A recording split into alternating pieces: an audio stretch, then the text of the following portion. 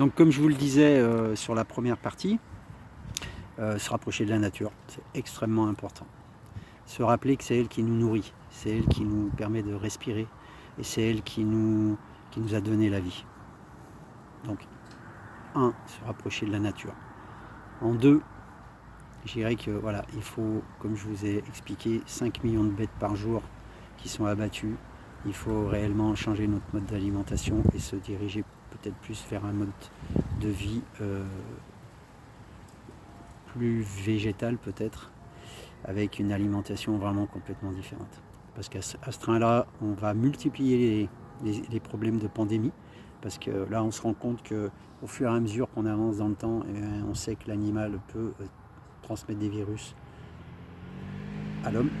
Donc, à partir de là, si on ne change pas ce mode de consommation, on va se retrouver avec des pandémies de plus en plus importantes dans les années à venir. De même avec tout ce qui se passe au niveau de la déforestation. On est en train de détruire les habitacles des animaux sauvages, et les animaux sauvages se rapprochent de plus en plus des habitations. Donc on va se retrouver vraiment avec un lien entre les animaux et les humains de plus en plus de proximité, et ce qui va donner de plus en plus d'infections. Alors attention, ça, il faut changer son mode de vie. Alors encore une fois, ça fait partie des stratégies de changement. Qu'est-ce que je vais pouvoir mettre en place pour m'alimenter autrement? Ça, il n'y a que vous qui pouvez le gérer. Il n'y a que vous qui pouvez vous renseigner.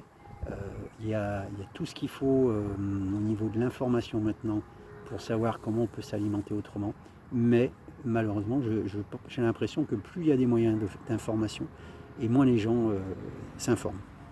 Ou alors sont dans le déni et ne veulent pas admettre que la cause animale, ça devient quelque chose de vraiment très très préoccupant. Ensuite, je vous dirais que la troisième chose, c'est vraiment revenir à des choses essentielles, c'est se débarrasser, se déconnecter complètement de tous ces outils, c'est se débarrasser aussi des choses inutiles de la vie, c'est aussi ne pas donner trop d'importance quelquefois à tout ce qu'on fait à l'extérieur. Quand j'entends là les gens qui disent oui, il faut vite retourner au cinéma, au restaurant, il faut que les barrières réouvrent. Et est-ce qu'on a réellement besoin de ça pour être heureux dans sa vie? Est-ce que c'est vraiment la priorité? Moi je crois qu'il faut plus se recentrer sur l'humain, se recentrer sur les gens que l'on côtoie au quotidien, et encore une fois de voir comment on peut améliorer nos relations avec eux. Il faut vraiment remettre l'humain au centre de toutes vos démarches.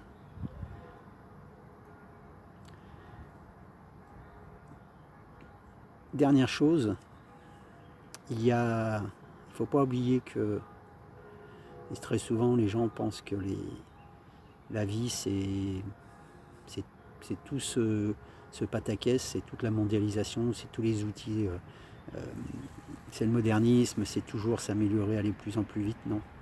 N'oubliez pas une chose, il y a une phrase très célèbre d'un écrivain américain qui dit, dans un de ses livres, nous naissons seuls, nous vivons seuls, seuls quelques moments de notre vie nous font croire que nous sommes accompagnés. Alors attention,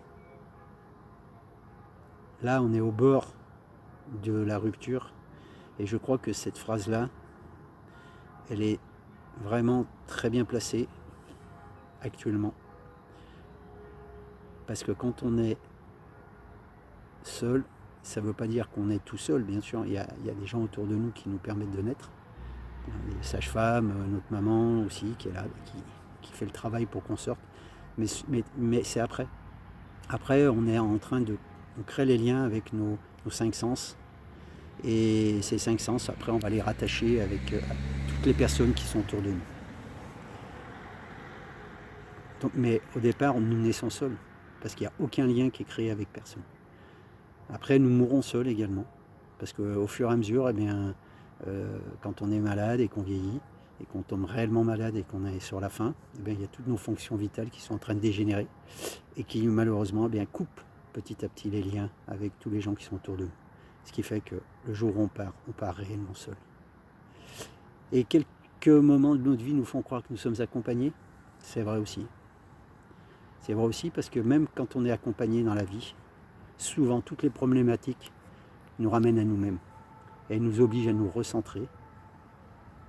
Elle nous oblige à aller chercher l'essentiel et nous permettre de progresser surtout. De nous permettre de progresser.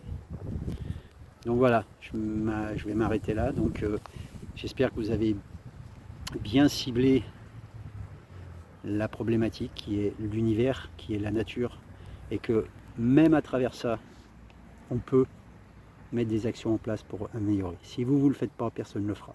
Pensez à vos enfants et à vos petits-enfants. C'est pour eux que vous devez passer à l'action. Bonne soirée à tous. Au revoir.